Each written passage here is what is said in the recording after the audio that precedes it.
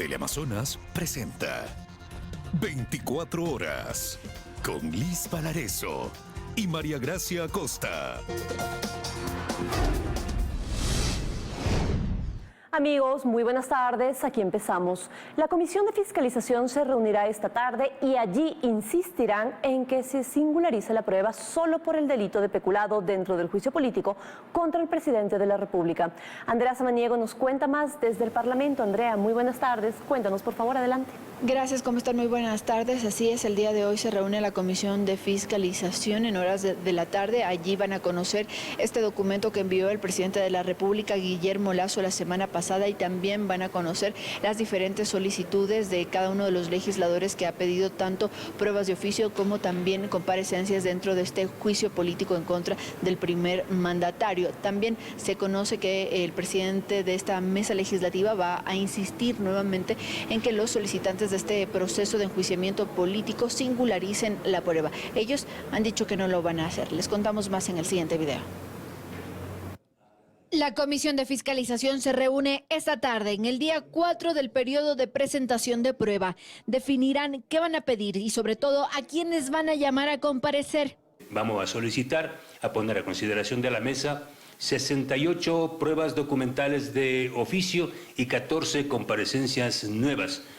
Facilitar para que sea un juicio donde la evidencia, la prueba, ¿sí?, permita llegar a una conclusión. Pero además conocerán el oficio que envió el presidente de la República la semana pasada. Allí también él hace una petición de informarle sobre la singularización de la prueba dentro de este proceso que se sigue en su contra. Esa precisión es importantísima y trascendental para que el señor presidente pueda presentar sus descargos y para saber si es que en el ánimo de los asambleístas solicitantes está respetar o no respetar el dictamen de la Corte Constitucional. Y esto es algo en lo que insistirán en la Comisión de Fiscalización, pues los solicitantes del juicio remitieron 20 pruebas y 36 comparecencias, pero no todas corresponden al caso de peculado. Incluso solo escribieron los nombres de las personas que quieren invitar, pero no se señala el motivo.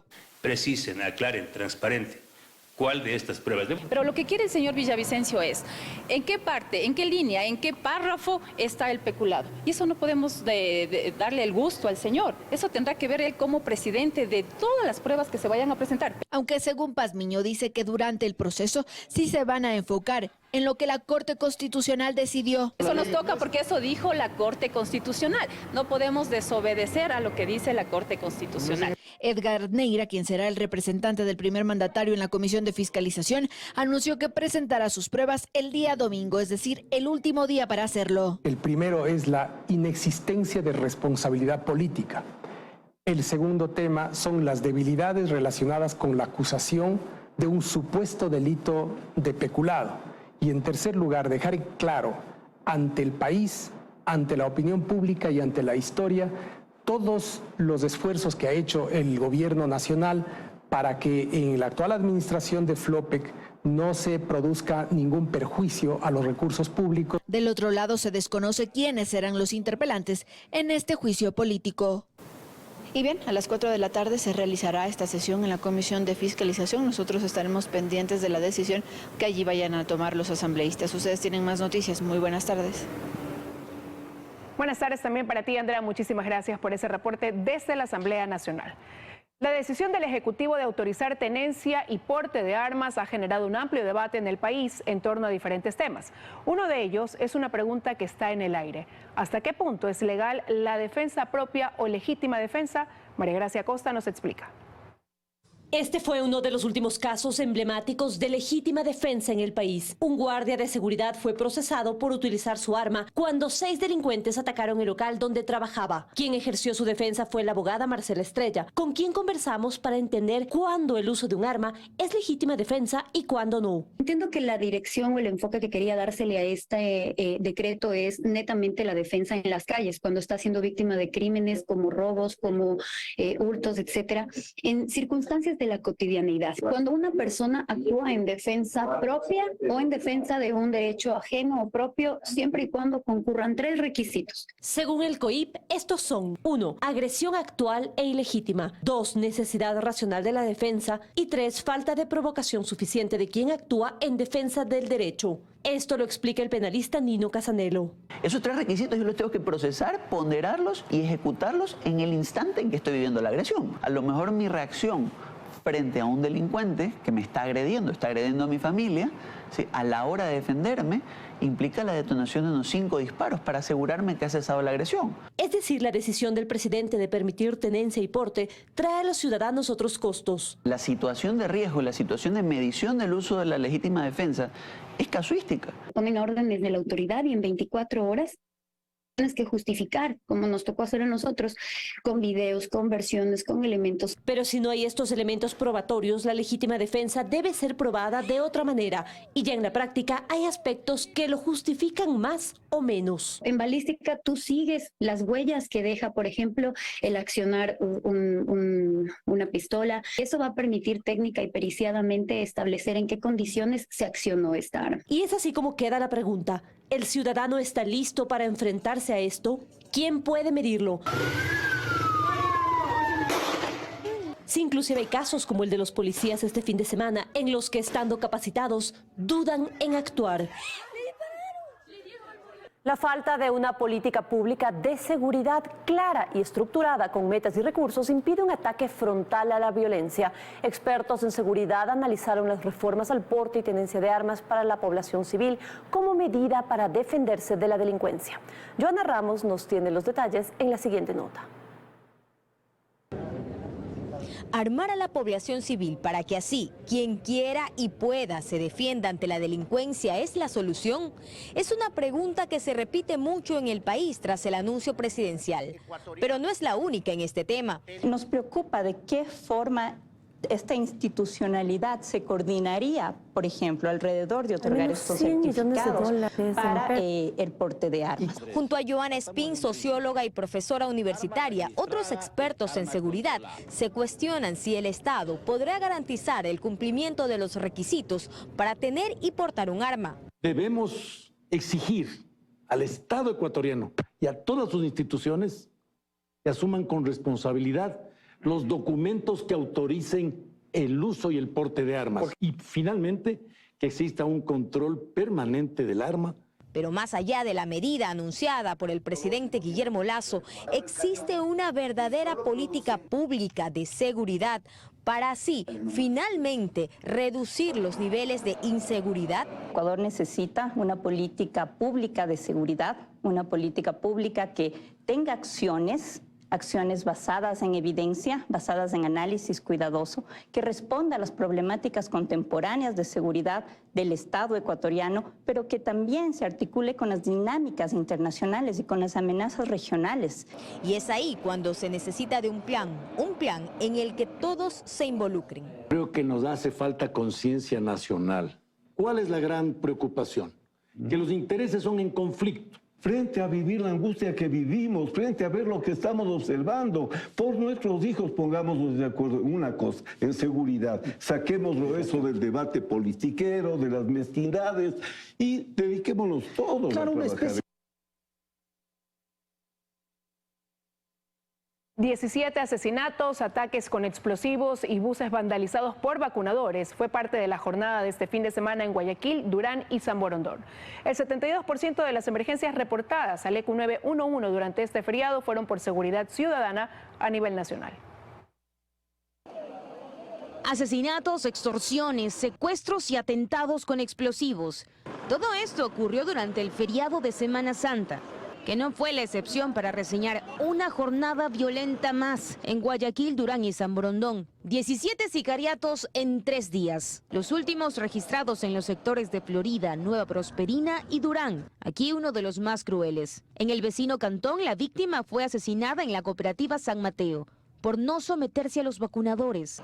Le pedían $1.500, pero él se opuso. Después de dispararle, los delincuentes lo metieron en su vehículo y lo incendiaron. Acciones violentas que en algunos casos quedan registrados en cámaras de seguridad.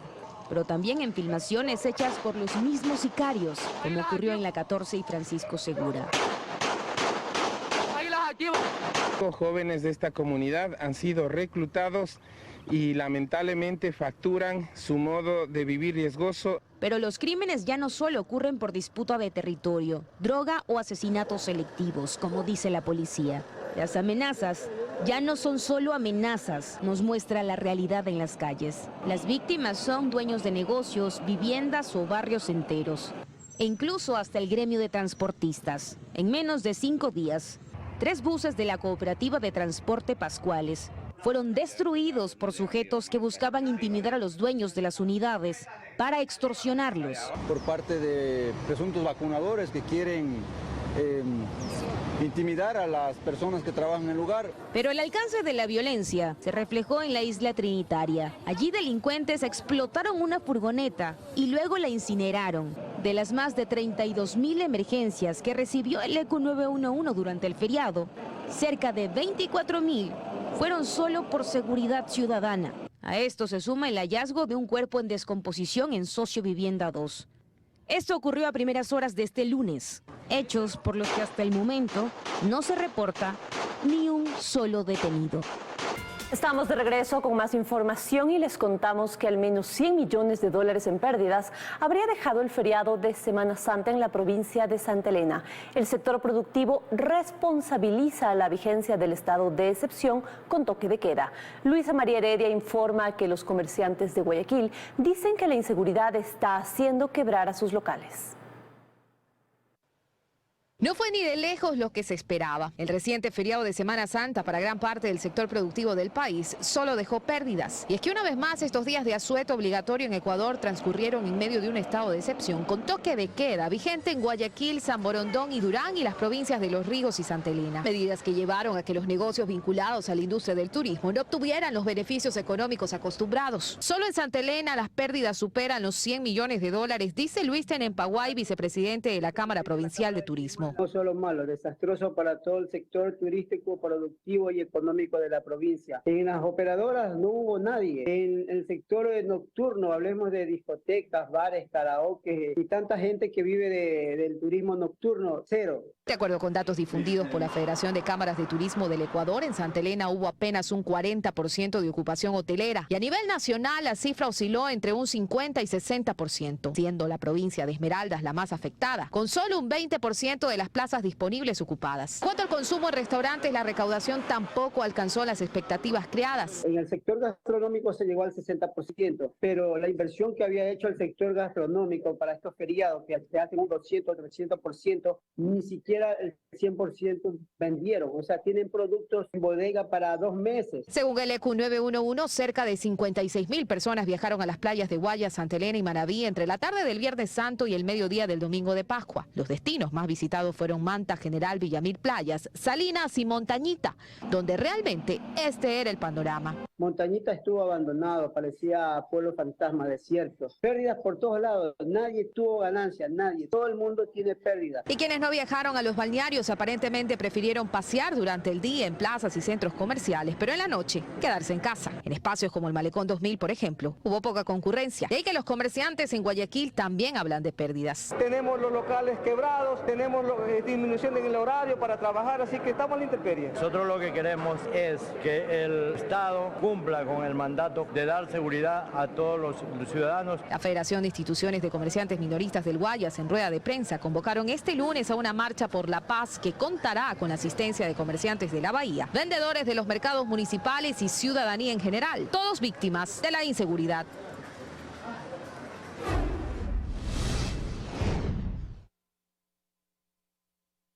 Cinco sectores de Huigra, en el cantón Alausí, provincia de Chimborazo, fueron declarados en estado de alerta naranja ante un posible deslizamiento de tierra. María de los Ángeles Rendón informa que 52 personas han sido evacuadas. Las alarmas se encendieron este domingo en Huigra, parroquia rural del cantón Alausí, al sur de la provincia de Chimborazo. 52 personas fueron evacuadas de la zona ante un posible deslizamiento de tierra. Tras un informe técnico realizado por las autoridades, se decidió declarar el estado de alerta naranja en 5 sectores, los cuales son Namsa Chico, Pazán, Quebrada La Ninfa, Unidad Educativa Eloy Alfaro y Puente Chanchán. Ya se advierte de un posible deslizamiento, ya ha habido un pequeño deslizamiento allá, que me informaron los compañeros del Cuerpo de Bomberos de Huigra. Lo mejor es que la población sea evacuada y así evitarnos que haya posibles víctimas. Bomberos de diferentes cantones y provincias han llegado hasta la zona para participar en las labores de evacuación. Además, varios albergues han sido activados. Estamos trabajando de manera articulada con el GAT parroquial de Huigra y el GAT cantonal de Alausí, con la finalidad de implementar alojamientos temporales, mismos que albergarán alrededor de 28 familias que tenemos registradas por el momento dentro del polígono delimitado como alerta naranja. De su lado, el Ministerio de Transporte y Obras Públicas informó que se realizó el cierre inmediato de la vía E47 Alausí-Huigra. A la par, se ordenó que los comités de operaciones de emergencia cantonal y provincial se mantengan en estado de alerta y operativos. La evacuación de la población se da bajo el principio de autoprotección, considerando la continuidad de las grietas y el carácter activo de movimientos en masa de más de 152 hectáreas. El objetivo es evitar que se repita la tragedia que se registró en Alausí. El Instituto de Meteorología informa que se mantendrán las lluvias durante este mes de abril, pero que bajarán en su intensidad. Las autoridades mencionan que en marzo las precipitaciones sobrepasaron el récord histórico. Valer Villalba con el reporte. Un excedente del 94% es lo que cayó en Guayaquil durante el mes de marzo, si hablamos de las fuertes lluvias que se registraron. Según el histórico, para ese mes eran de 315.8 milímetros de agua por metro cuadrado. Se cerró con 613.8 milímetros. Y en lo que va de estos 10 primeros días de abril, ha caído sobre el puerto principal 161.4 de 207.2 milímetros. Pero se espera que si bien continúen las lluvias, estas sean de menor intensidad y un poco más dispersas, aunque con uno que otro episodio fuerte. El INAMI emitió un boletín correspondiente del día con validez hasta el día 13, el día 9, lo cual predice igualmente este tipo de comportamiento, dando precipitaciones fuertes, sobre todo con probabilidad de tormentas eléctricas, tanto a la provincia de Los Ríos, Santo Domingo, Guayas, Santa Elena, y también parte del Callejón Interandino, lo que es Loja, sobre todo se está dando este tipo de comportamiento. Que Santa Elena también es una de las provincias más afectadas por este fuerte temporal invernal, que hasta el momento ha dejado más de 1.000 personas afectadas en esa provincia. En este punto, tampoco se descartan lluvias. Estas se mantendrán con mayor intensidad en horas de la noche y la madrugada. El asentamiento que está frente a las costas, por ejemplo, hay un cálida, genera nubosidad y esto con los vientos hace que ingresen, por ejemplo, a Santa Elena, a Guayaquil, por el Golfo, vaya ingresando esta inestabilidad y genere este tipo de comportamiento. Mientras que mencionan que se mantienen junto con INOCAR, ERFEN y otras autoridades de control, monitoreando constantemente el calentamiento de nuestras costas para determinar la llegada o no del fenómeno del Niño, pero que actualmente sí se percibe una anomalía en el Pacífico, por lo que podría ser una probabilidad para el segundo semestre del año.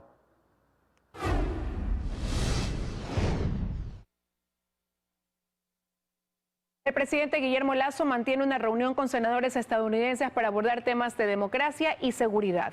Belén Merizalde está en el Palacio para darnos detalles a esta hora. Hola Belén, cuéntanos. Ordenada y regular. Hola Liz, amigos televidentes, muy buenas tardes. Efectivamente, hace muy pocos minutos terminó este encuentro entre senadores estadounidenses y el presidente Guillermo Lasso. Vamos a escuchar justamente las declaraciones en este momento del canciller de la República. Y desincentivar el crimen organizado transnacional y sus nefastas consecuencias. Queremos agradecer los esfuerzos del Congreso estadounidense para profundizar en nuestros lazos económicos con el Ecuador. Expresamos nuestra voluntad de continuar trabajando con el Congreso estadounidense en beneficio de ambas poblaciones. Muchísimas gracias una vez más por su visita, estimados senadores y congresistas. Agradecemos las palabras del ministro de Relaciones Exteriores y Movilidad Humana, el señor Gustavo Menéndez, quien también es presidente de la Comisión de Relaciones Exteriores del Senado del Congreso estadounidense, quien ya en ocasiones anteriores había visitado el país. Vamos a escuchar sus declaraciones. A todos, señor canciller, gracias a usted y al presidente por la bienvenida que nos ha dado nuestros colegas. Estamos aquí en una delegación de alto nivel. El senador Kaine es el presidente del subcomité del hemisferio occidental, también de las Fuerzas Armadas, y fue candidato a la vicepresidencia de los Estados Unidos cuando la secretaria Clinton se postuló, así que le agradecemos que eso nos ha acompañado también. Y el congresista Cárdenas del estado de California, de Los Ángeles, que está en un comité exclusivo de comercio y energía, que tiene su primera visita con nosotros aquí a Ecuador. Le agradecemos a él también. El señor canciller, le agradezco la exposición que terminas de dar. Estamos completamente de acuerdo. Hemos tenido una reunión muy positiva con el presidente Lasso y su gabinete, dándole seguimiento a lo que empezamos el año pasado en el US Ecuador Partnership Act, la ley exclusiva entre los Estados Unidos y Ecuador, para profundizar nuestras relaciones económicas, las oportunidades de crear mejor seguridad para los ciudadanos de ambos países, también de cómo mantenemos el bienestar del medio ambiente para futuras generaciones, y también agradeciéndole a Ecuador y al presidente Lasso por su postura vertical con referencia a la democracia, el respeto de los derechos humanos, las reglas de la ley, que son esenciales para cualquier país poder progresar, y la postura que Ecuador ha tomado internacionalmente en favor de esos valores. Y sé eso también, no solamente por lo que hemos Bueno, visto esas han desde sido las Washington, declaraciones del senador Bob Menéndez, presidente de la Comisión de Relaciones Exteriores del Senado de Estados Unidos.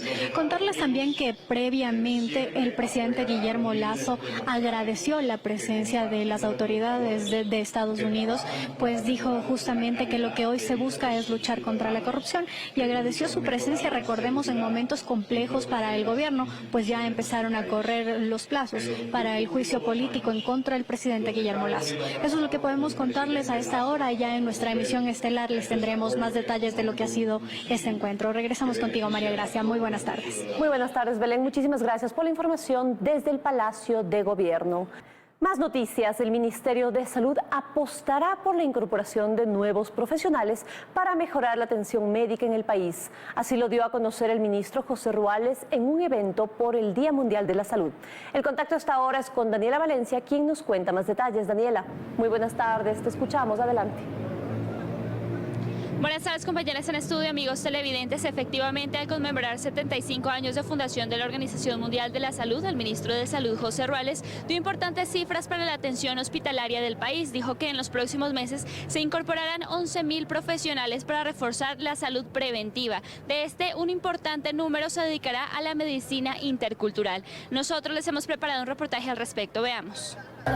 Con una ceremonia de bienvenida del equinoccio de verano fue como inició el evento desarrollado para conmemorar el Día Mundial de la Salud. Los trabajadores de la Plataforma Social del Sur salieron por unos minutos y celebraron este día con actividad física. De acuerdo al ministro de Salud, José Ruales, esta cartera apostará por la salud preventiva, por lo que incorporará 11.300 profesionales y especialistas en los próximos meses, 1.300 para cerrar la brecha en los centros de salud pública, 170 profesionales en salud mental, 900 en atención preventiva materno-infantil y 776 en atención intercultural. Por lo tanto, estamos incluyendo traductores a las lenguas, personal de las comunidades. Existen ahora técnicos de atención primaria que vamos a seguir formando, pero mientras tanto estamos contratando personal para que articule, para que promueva en la comunidad la oferta de servicios de salud. Además, 9.600 profesionales se incorporarán a hospitales de segundo y tercer nivel.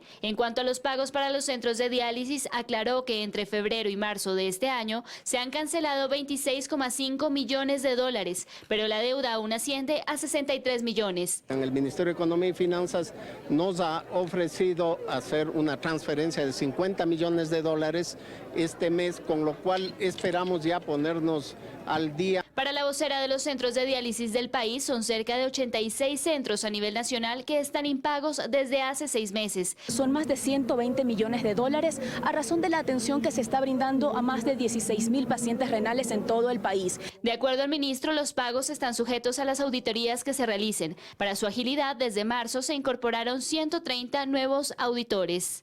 Con estas nuevas incorporaciones, el Ministerio de Salud Pública pasaría a tener cerca de 90.000 funcionarios. Además, entre las nuevas adquisiciones que anunció el ministro está la compra de 158 ambulancias, entre las que se incluye también ambulancias fluviales. Es lo que les podemos compartir al momento. Regresamos con ustedes a estudios. Una excelente tarde.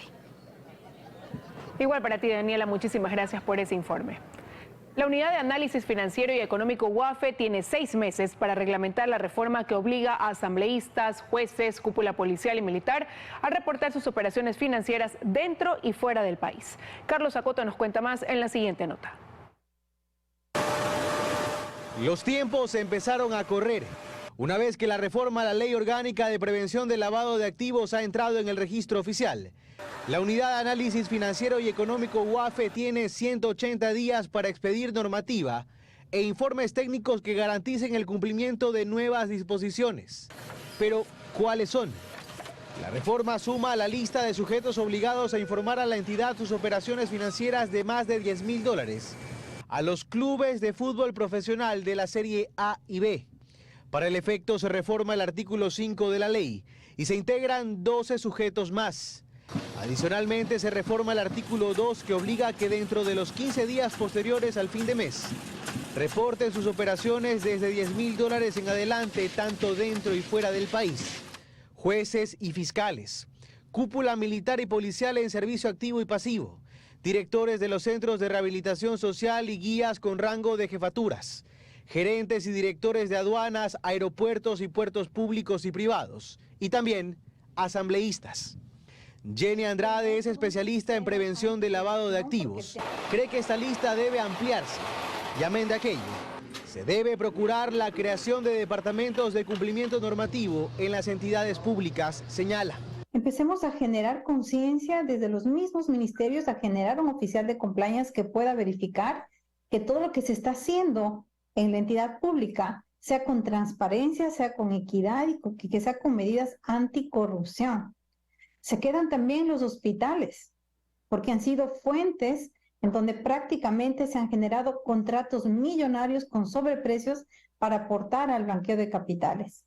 ¿Cómo están los contratos? ¿Cómo está la selección de personal? ¿Cómo está el monitoreo de personal? ¿Cómo están los contratos con los proveedores? La reforma que entró en vigencia el pasado 3 de abril deja abierta la posibilidad de que la UAFE incorpore nuevos sujetos obligados a reportar y solicite información adicional a personas naturales, jurídicas y otras funciones del Estado.